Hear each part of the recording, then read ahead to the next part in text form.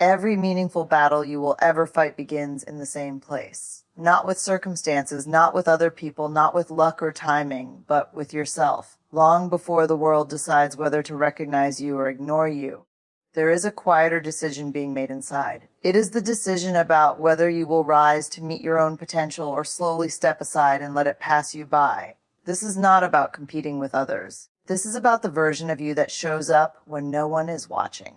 Most people believe their greatest obstacles are external. They point to limited opportunities, unfair systems, past failures, or the opinions of others. But if we are honest, the strongest force shaping our future is not what stands in front of us. It is what stands within us, the habits we tolerate, the excuses we repeat, the comfort we protect. Over time, these small choices quietly build a life, either one of strength or one of regret. Being strong does not mean being loud or aggressive. It means being disciplined when motivation fades. It means choosing responsibility over comfort, clarity over avoidance, and effort over illusion. Strength is not something you are born with. It is something you practice. Every day, you are either reinforcing the person you want to become or the person you will one day wish you had challenged. There is a hard truth many avoid. The world does not reward intention. It responds to action. It does not remember potential. It remembers impact. Talent alone fades. Intelligence without courage stalls. Dreams without execution disappear. History is not crowded with people who almost tried. It is shaped by those who were willing to confront themselves and refuse to stay small. At some point, each of us reaches a crossroads where excuses lose their power, where blaming the past no longer protects us from the future. That moment can be uncomfortable, even painful, because it removes all distractions. It forces one simple question to the surface. Who are you becoming through the choices you make every day? Not the choices you plan to make. Not the choices you talk about. The ones you actually live. This speech is not about comparison or competition. It is about accountability. It is about recognizing that the person standing in your way is also the person capable of moving you forward. No applause will come for the internal battles you fight. No recognition will follow the nights you choose discipline over ease. But those moments matter more than any public victory, because they shape the kind of strength that cannot be taken from you. You are not here by accident, and your life is not neutral. It is moving in a direction, whether you are intentional or not. Strength is choosing that direction consciously. Forgetting happens when we drift, when we wait, when we hope clarity will arrive without commitment. This is about deciding, right now, that you will no longer be passive in your own story, that you will meet yourself honestly, challenge yourself relentlessly, and choose to become someone you respect before asking the world to remember you. The most decisive struggle in any life is the one that happens internally, long before results appear on the outside. It is the quiet tension between who you are today and who you know you are capable of becoming. This tension shows up in ordinary moments, not dramatic ones. It appears when the alarm rings and no one would know if you stayed in bed. It shows up when a difficult conversation needs to happen and silence feels safer. It lives in the gap between what is easy now and what is meaningful later. That is where growth is either claimed or surrendered. Accountability is not about punishment or pressure. It is about honesty. It is the willingness to look at your own patterns without decoration or denial. Many people spend years perfecting explanations for why progress has not happened. They explain it so well that the explanation becomes more comforting than change itself. Over time, those explanations harden into identity. This is just how I am. This is just how life is. This is just how things turned out. But those phrases quietly give away power. They shift control outward and remove the urgency to act. Personal strength begins when excuses lose their emotional reward. When you stop needing a story that protects you from discomfort and start choosing actions that build trust with yourself. Self-trust is not created by big promises or bold declarations. It is built through follow-through. Every time you do what you said you would do, even when it is inconvenient, you reinforce a relationship with yourself that becomes unshakable. Every time you avoid that commitment, even in small ways, you weaken it. Over time, confidence becomes less about belief and more about evidence. There is a difference between knowing what to do and being willing to do it consistently. Most people are not lacking information. They know what improves their health, their work, their relationships, and their sense of purpose. What holds them back is the resistance that shows up when comfort is challenged. Discipline is often misunderstood as harsh or restrictive, but at its core, it is an act of self-respect. It is choosing not to abandon yourself for temporary relief. Strength is developed through repetition, not intensity. It grows when you choose the difficult task before the urgent distraction.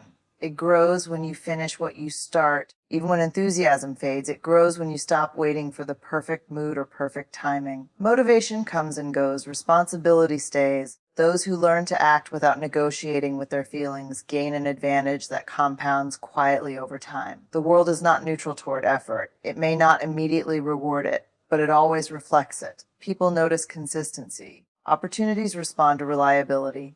Trust is extended to those who show up prepared and grounded. Being forgotten is rarely about lack of talent. It is often the result of being inconsistent, hesitant, or unwilling to carry the weight of responsibility for one's own direction. There is also a cost to avoiding this internal work. When you repeatedly ignore your own standards, resentment builds, not toward others, but toward yourself. That resentment shows up as frustration, impatience, and a sense that life is somehow unfair. In reality, it is the natural response to unmet potential. Facing yourself honestly prevents this slow erosion. It keeps your energy clean and your direction clear. Choosing strength does not mean becoming rigid or unkind. It means becoming dependable. It means aligning your actions with your values even when no one is watching.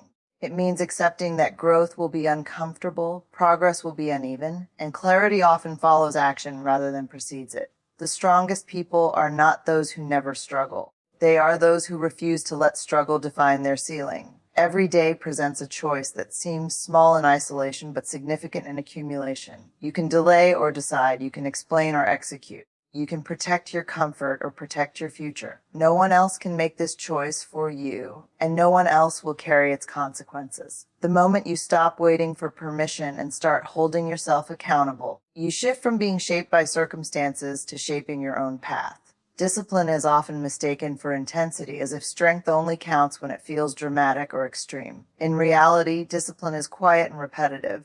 It shows up in ordinary moments where no one is impressed and no applause is waiting. It is the decision to act even when the emotional reward is absent. Motivation can spark movement, but discipline sustains it. Without discipline, motivation becomes entertainment rather than transformation. Most people wait to feel ready before they act. They wait for confidence, clarity, or inspiration to arrive first. But readiness is rarely a feeling. It is a result. Action creates momentum, and momentum creates belief. When you reverse that order and wait for belief before action, progress slows to a stop. Discipline works precisely because it does not depend on mood. It does not ask how you feel today. It asks what you committed to and whether you will honor that commitment. There is discomfort in this approach, especially at the beginning. Acting without motivation can feel unnatural, even unfair. The mind looks for reasons to delay, to negotiate, to soften the standard. Just today does not matter. I will do it tomorrow when conditions improve. But conditions rarely improve on their own. They improve when behavior improves. Discipline is the bridge between intention and outcome, and that bridge must be crossed daily. Consistency is where discipline proves its value.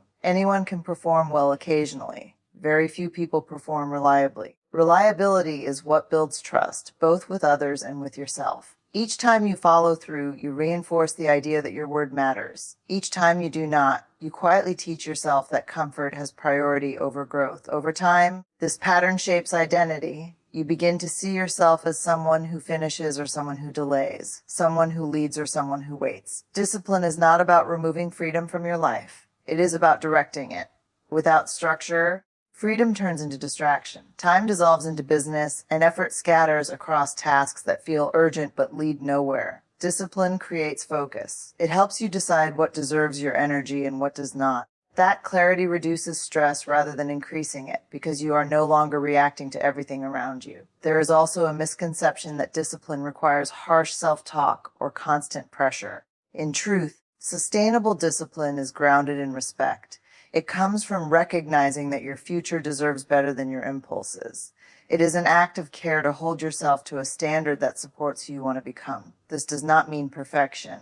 It means returning to the commitment even after missteps, without drama or self-punishment. The longer discipline is practiced, the less force it requires. What once felt heavy becomes routine. What once required effort becomes identity. You stop arguing with yourself about whether to show up. You simply do. This is where progress compounds. While others rely on bursts of motivation, disciplined individuals build momentum through steady repetition. Their results appear inevitable, but they are earned quietly over time. Avoiding discipline carries a cost that is easy to ignore in the short term. Missed days seem harmless. Small delays feel justified. But over months and years, the gap between intention and action widens. That gap becomes frustration, then regret. Discipline closes that gap early, before it grows into something heavier. The world responds to disciplined people differently. They are trusted with responsibility, not because they demand it, but because they demonstrate reliability. Their presence carries weight. Their decisions inspire confidence. This is not charisma. It is consistency made visible. Each day offers the same choice in a new form. You can wait to feel ready, or you can act because you decided this matters. Discipline is choosing the second option repeatedly, even when no one is watching, even when progress feels slow. Over time, that choice reshapes how you see yourself and what you believe is possible. Fear is one of the most misunderstood forces shaping human behavior. It rarely announces itself loudly. It does not always look like panic or hesitation. More often, it disguises itself as logic, caution, or waiting for the right moment. It whispers that you should gather more information, prepare a little longer, or avoid the risk just this once. Over time, fear becomes convincing because it feels reasonable. But reasonable fear, left unchallenged, quietly determines the limits of a life. Most people do not fear failure as much as they fear exposure. Failure can be explained, it can be reframed. Exposure is harder to escape. It means being seen trying, being seen imperfect, being seen before the outcome is guaranteed. That vulnerability creates discomfort, and the easiest way to reduce that discomfort is avoidance. So dreams are postponed, decisions are delayed, potential is protected rather than tested. What feels like self-preservation slowly turns into self-restriction. Courage is not the absence of fear. It is the refusal to let fear make decisions for you. Fear will always have a reason. It will point to past mistakes, uncertain outcomes, and possible judgment. Courage listens, acknowledges the risk, and moves anyway. This is not recklessness. It is clarity. It is understanding that the cost of inaction often outweighs the cost of trying. There is a psychological weight that comes from avoiding what you know you should face. It does not disappear with time. It accumulates. Unspoken words become tension. Unmade choices become regret.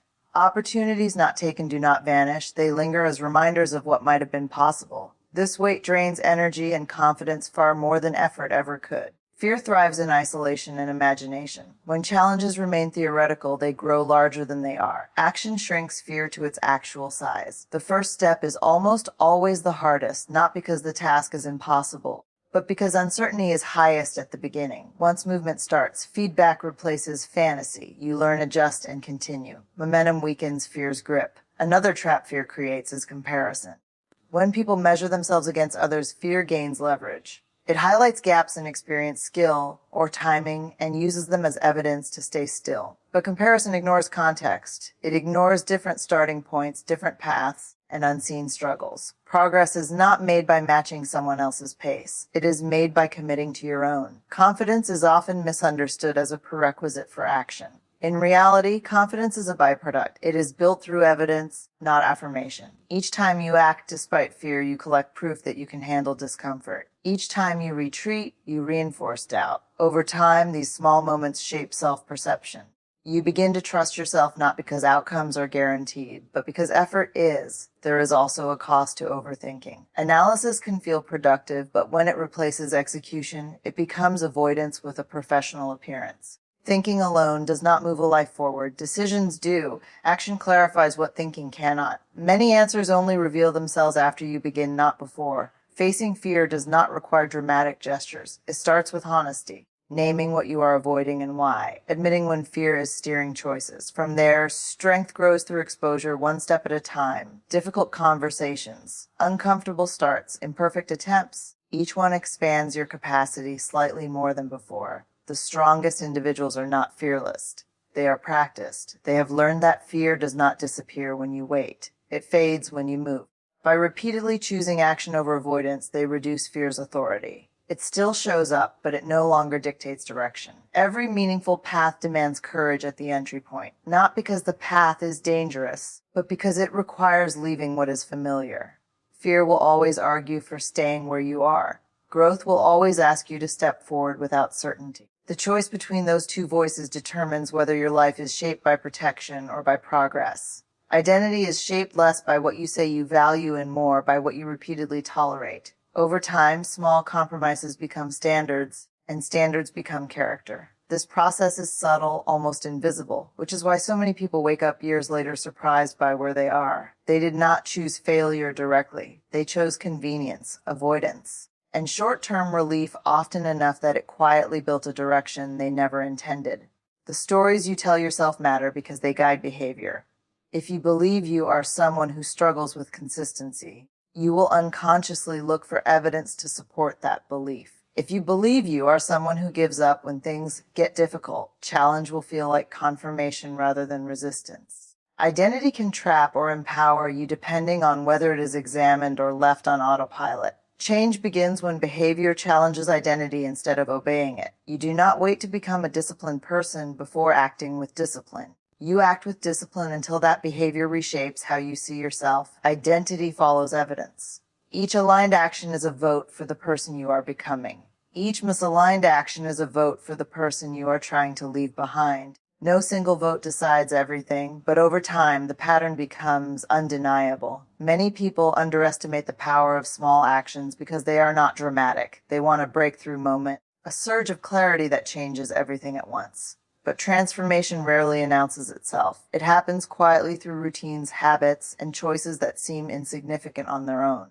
What you do when the stakes feel low is what prepares you for moments when the stakes are high. There is resistance to this idea because it removes the illusion of waiting. Waiting for motivation, waiting for confidence, waiting for the right season. Small actions do not feel heroic, and they do not feed ego. They demand humility. They require you to show up without certainty and repeat behaviors that do not immediately reward you. But that repetition is precisely what builds internal strength. Your environment plays a powerful role in shaping identity as well. The people you spend time with, the conversations you tolerate, the standards you accept as normal. If your surroundings reward excuses, excuses will feel justified. If your environment values growth, growth becomes expected. This is not about blaming others. It is about recognizing influence and choosing proximity wisely. There is also a cost to living with an identity that no longer fits who you could be. That cost appears as restlessness, a sense that something is unfinished, a quiet dissatisfaction that cannot be explained by external circumstances alone. This feeling is often dismissed or numbed rather than addressed. But it is not a flaw. It is feedback. It signals that your actions and values are misaligned. Strength comes from alignment. When your actions reflect what you respect, internal conflict decreases. Energy that was once spent justifying behavior becomes available for progress.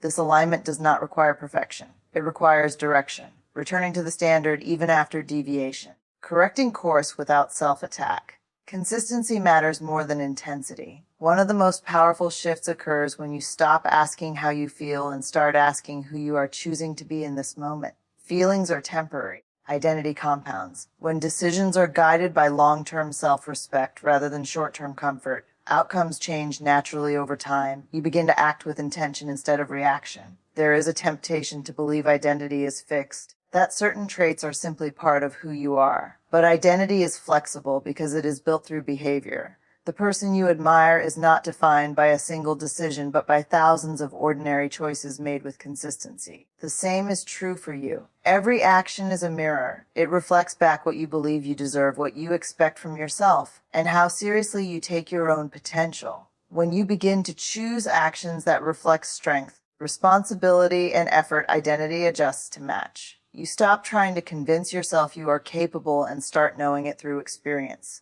Becoming stronger is not about reinventing yourself. It is about removing the behaviors that contradict your values and reinforcing the ones that support them. Over time, that process creates a version of you that feels solid, dependable, and grounded. Not because life became easier, but because your relationship with yourself became stronger. Time reveals everything, but it does so quietly. It does not warn you when a season of growth is closing or when an opportunity is slipping past its window. It simply keeps moving, carrying forward the consequences of how you used it. Many people underestimate time because it feels abundant in the present. Days feel repeatable, weeks blur together, but direction is being set even when it feels like nothing is changing. Procrastination is rarely about laziness. It is often about discomfort. The discomfort of starting before you feel ready. The discomfort of choosing a path without full certainty. Delaying action can feel harmless, even responsible, but delay compounds just as powerfully as effort does. What you postpone today does not remain neutral. It gains weight. It gathers pressure.